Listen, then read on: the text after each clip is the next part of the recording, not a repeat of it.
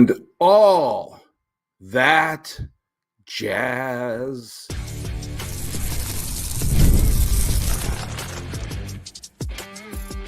You are Locked On MLB, your daily MLB podcast, part of the Locked On Podcast Network, your team every day.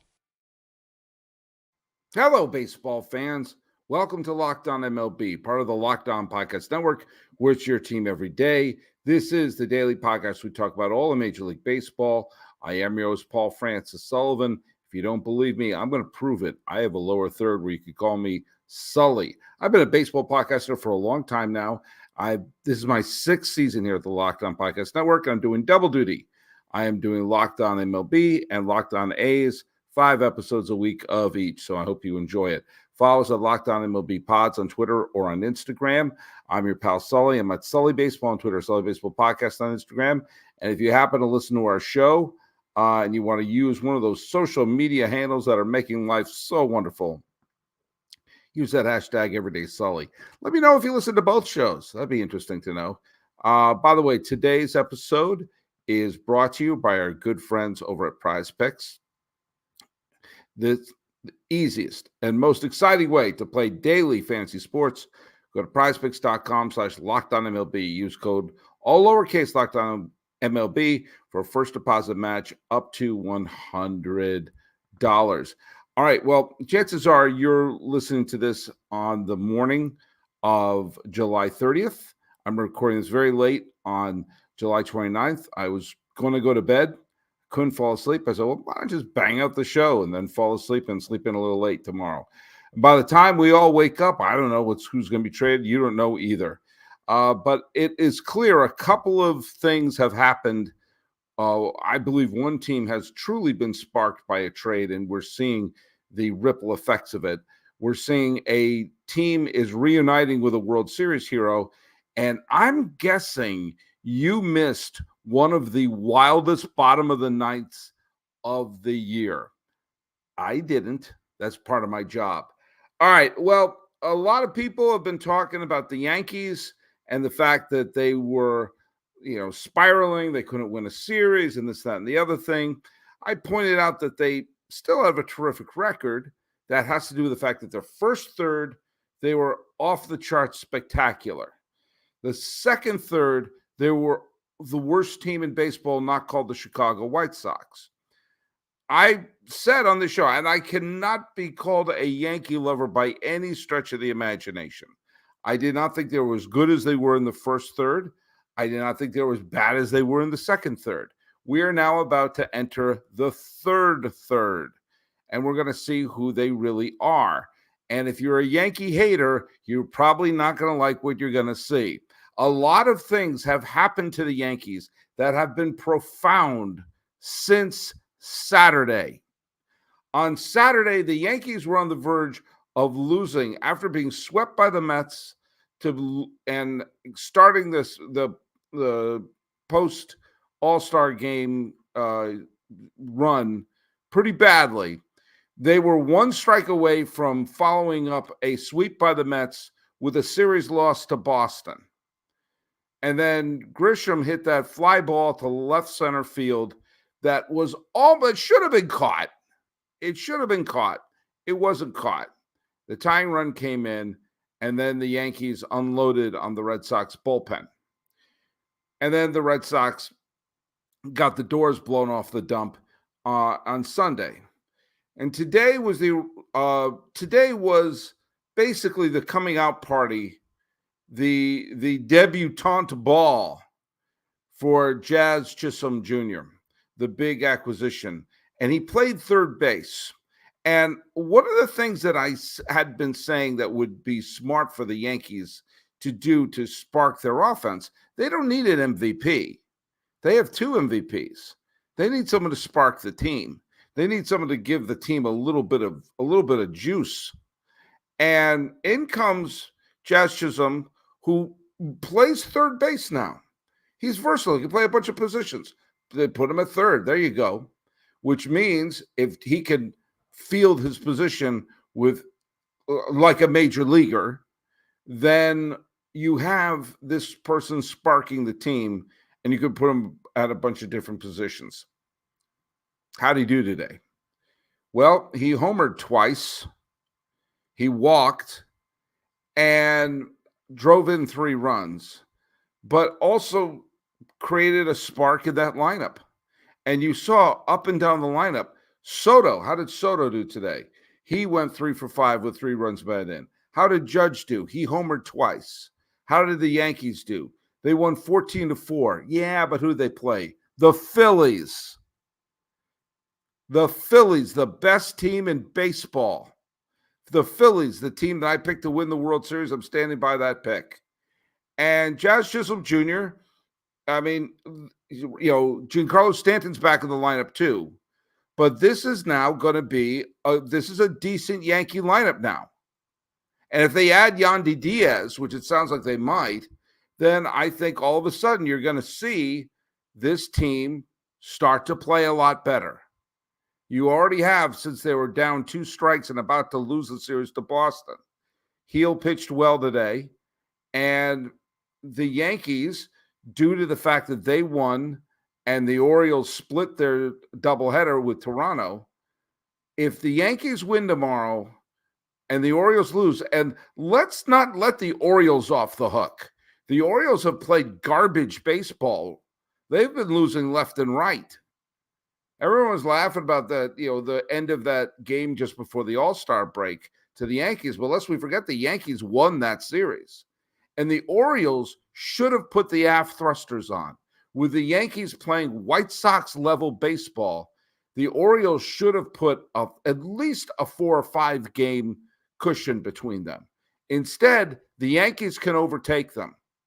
Laugh all you want about the crappy second third of the season that the Yankees have.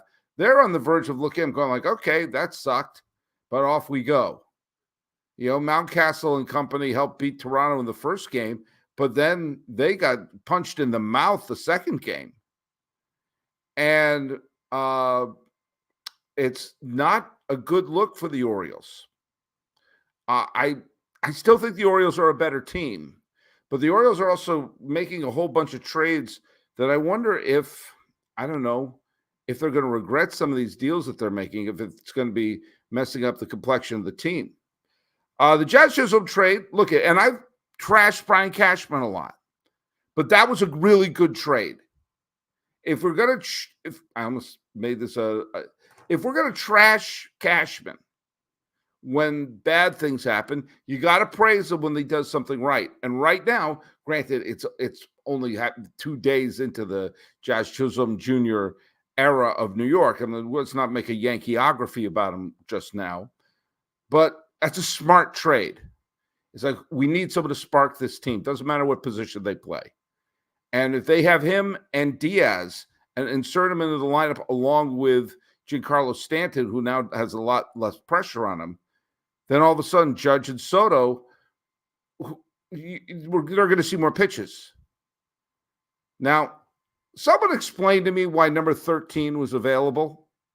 Why was 13 available for Jazz Chisholm Jr.? The Yankees love to retire numbers. And some of the numbers out there that are retired, yes, Ruth, Garrick, DiMaggio, Yogi Berra, Mickey Mantle. Yes, I understand all of them. Yes, Jeter. Yes, Mariano Rivera. Then they're the people who weren't Yankees for very long, but had unbelievable peaks. So that would be Reggie Jackson. That would be Roger Maris. Okay. I don't think Roger Maris is the best number 9 to play in the Yankees. I think that goes to Greg Nettles, but fine. There are people who are beloved Yankee figures like Phil Rizzuto, Elston Howard, Billy Martin, Casey Stengel. Fine. Fan favorites like Ron Guidry and Don Mattingly. Fine. Bernie Williams. Okay, get it. Pettit. Okay. O'Neill. Fine. Mattingly, I get it. For a generation, he was their guy. Torrey, obviously. Posada, really? But of all these numbers that have been retired, no retiring A-Rod's number? No retiring A-Rod's number. Don't give me PEDs. Pettit's name is up there. Don't give me off the field stuff. Billy Martin's name is up there.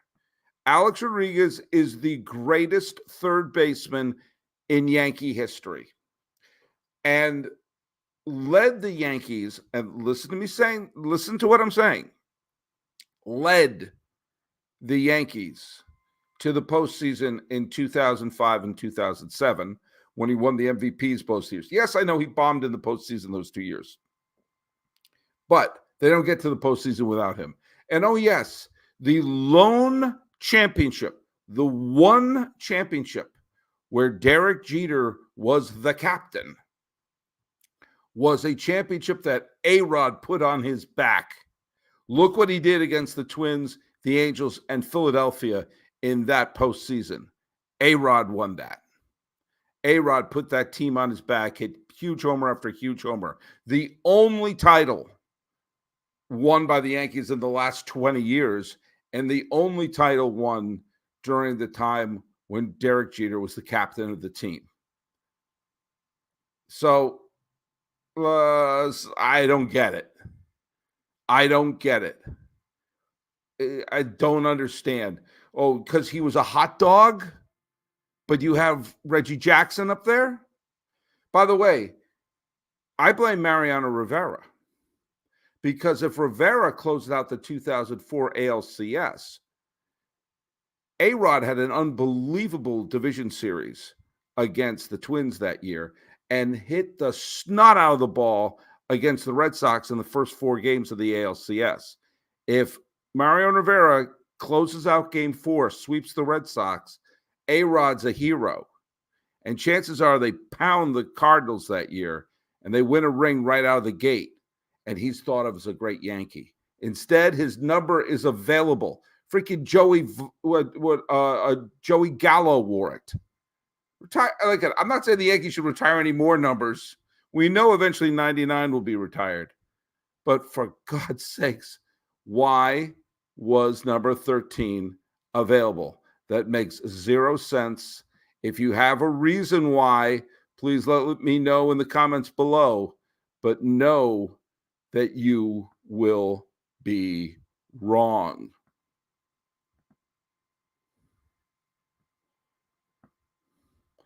Let's hear from our friends over at SupplyHouse.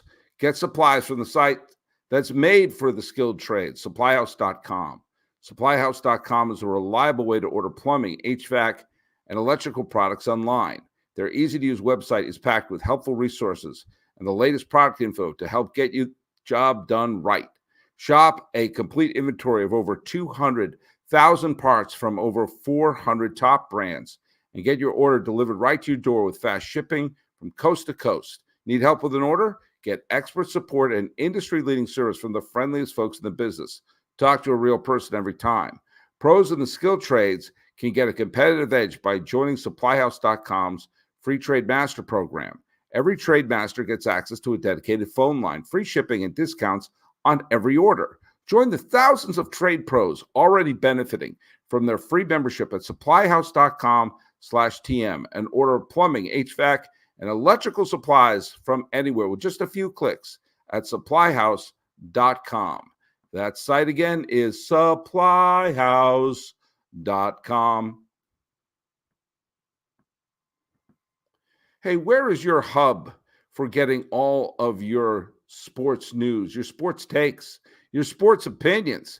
Let me tell you, you should go. You should head on over to Locked On Sports Today. It is a free 24/7 streaming channel program for you every day to bring you the biggest stories in sports. Locked On Sports Today brings you can't miss analysis, opinions, and news, streaming 24/7 on YouTube or the free Amazon Fire TV channel app, part of the Locked On Podcast Network, where it's your team every day. Someone's in the comments section there. It says Angelo says Jazz look great in pinstripe. Nice ad. Hey, I'm no Yankee lover, but there's no getting around. That is a phenomenal ad. I talked about it the other day. I wish that Miami didn't have a Mickey Mouse organization and they could build around players instead of being a quadruple A team.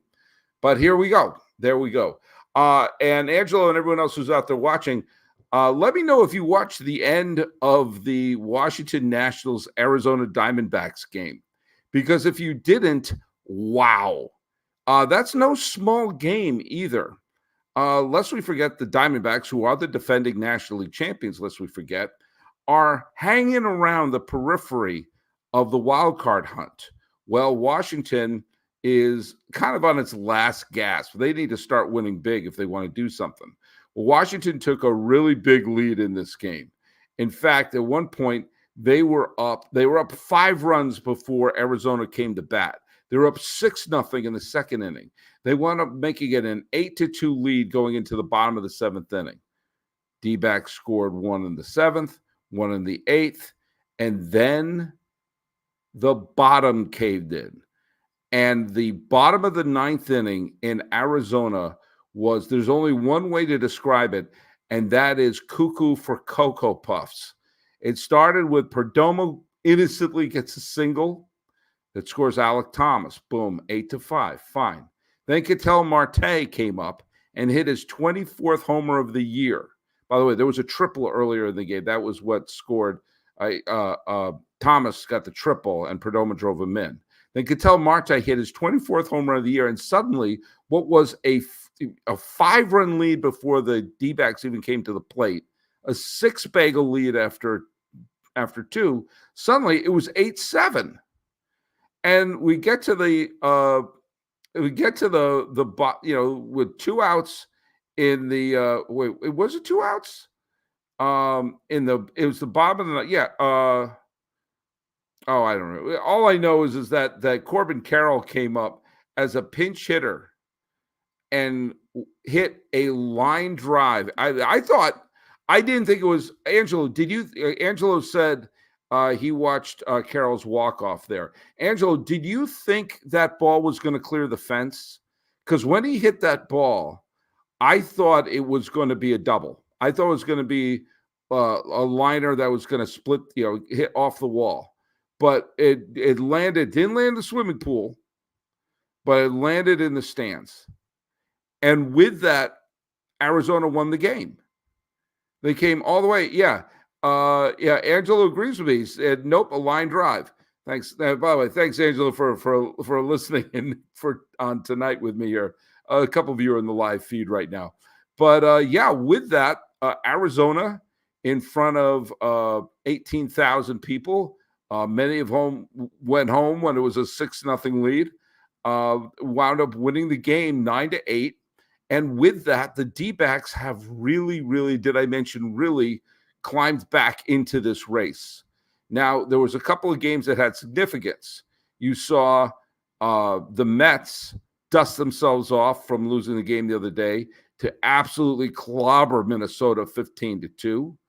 You saw the Cardinals, who made a couple of big moves, wound up losing to the Rangers. By the way, the Astros were throwing a combined perfect game going into the 6th innings. It looked like they were going to spoil a skiing start. And then the Pirates broke up a perfect game with a home run. I forgot who got the home run. But either way, the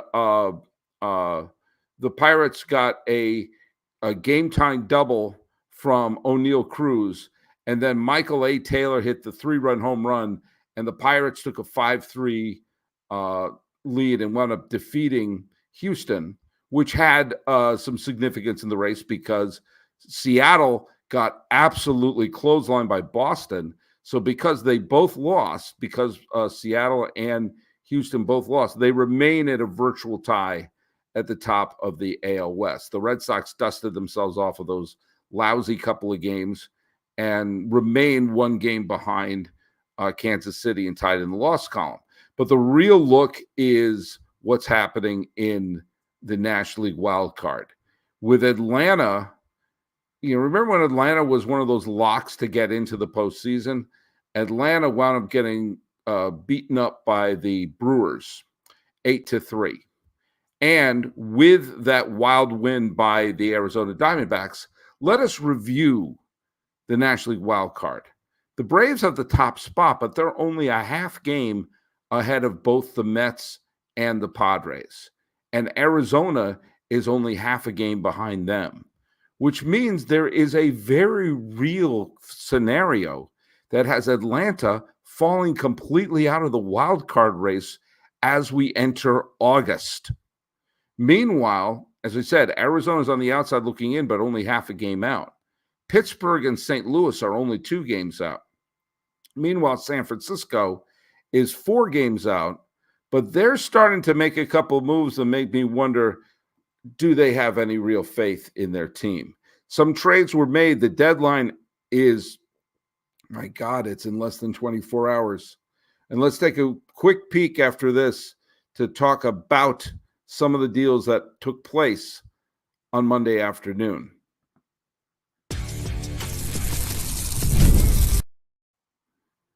Oh, I hit the wrong button, but we're doing it live. We're doing it live, to quote Bill O'Reilly. We're doing it live. And it means we're going to talk a little bit about our friends over at PrizePicks. You know what PrizePicks is. I hope you do if you've been listening to this show or Locked On A's. PrizePicks is America's #1 daily fantasy sports app with over 5 million active members. PrizePicks is the easiest and most exciting way to play daily fantasy sports. Unlike other apps on PrizePicks, it's just you against the numbers. All you do is pick more than or less than on 2 to 6 players' stat projections and watch the winnings roll in. Get in on the daily action with your friends and become part of the PrizePicks community today. You can now win up to 100 times your money on PrizePicks with as little as 4 correct picks. You can turn $10 into $1,000. PrizePicks is available in more than 30 states across the country, including California, Texas, and Georgia. Download the PrizePicks app today and use code LOCKEDONMLB for a first deposit match up to $100. That's code LOCKEDONMLB on PrizePicks for a deposit match up to $100. PrizePicks, pick more, pick less. You know what? In the end, it's really that easy. Hey, this is a reminder that Locked On has created the first ever national sports 24/7 streaming channel. It's on YouTube and on the Amazon Fire TV channel app. And check it out in the free Amazon Fire TV channel app. It is Locked On Sports Today, part of the Locked On Podcast Network, where it's your team every day. So a couple of big moves that took place. The Brewers picked up Frankie Montas to bolster their rotation, which I think is a pretty smart deal. Get the Brewers, anytime you can get the pitching depth, you got to go for it. The Astros picked up Yusei Kikuchi, who has been up and down this year, but he's a talented pitcher, and the Astros need a talented veteran in that rotation. I alluded to before that the Giants, who are only 4 games out, by the way, listen to Locked On A's, and Ben Kaspick of Locked On San Francisco Giants is a guest on Locked On A's today. But Jorge Soler, who, by the way, I saw play on Sunday. I went to the game between the Giants and the Rockies at Oracle Park, and Soler had a final game of the Giants where he was fantastic. Well, Luke Jackson and Jorge Soler are being sent packing to the Atlanta Braves. Now, the interesting thing is they're getting Tyler Matzik back. And Tyler Matzik was one of the big stars of the Braves bullpen when they won the 2021 World Series.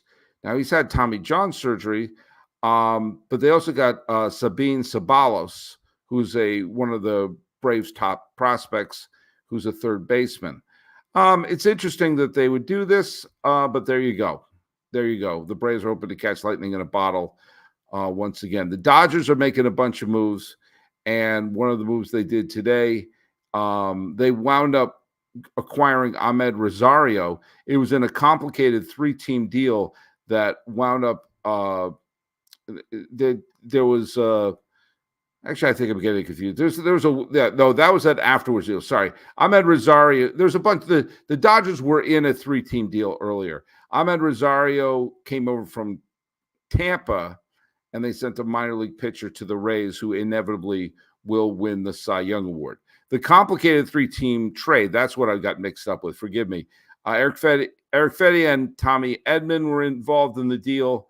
Eric Fetty and Tommy Pham came to St. Louis. Michael Kopech came from the White Sox to the Dodgers. Tommy Edman went to the Dodgers. And a minor leaguer, Oliver Gonzalez, came from the Cardinals.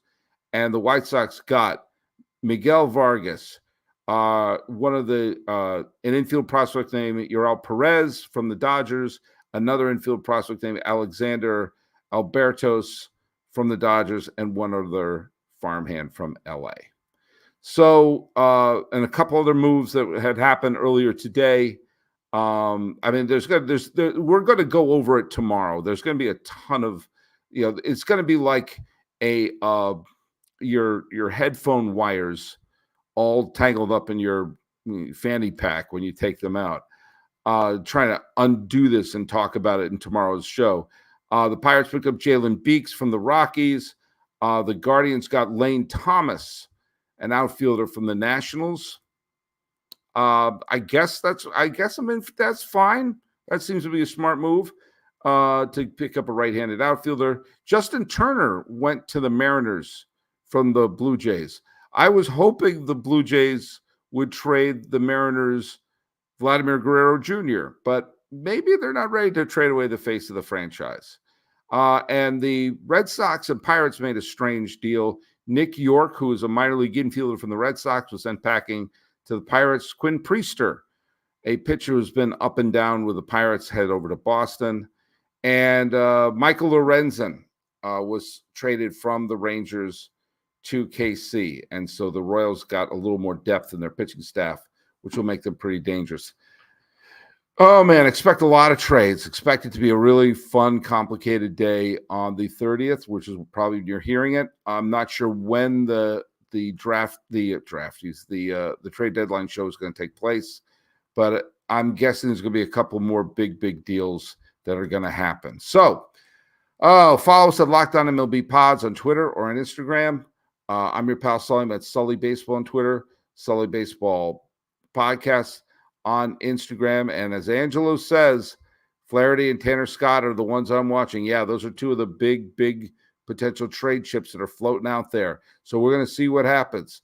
All right, talking about a wild day in baseball, giving Brian Cashman a rare bit of credit and saying, hey, that was a good move. If they pick up Yandy Diaz, then I think that's really solid. And wondering why 13 is still available. This has been Locked On MLB. I am your host, Paul Francis Sullivan. I'm going to go to bed, and you can call me Sully.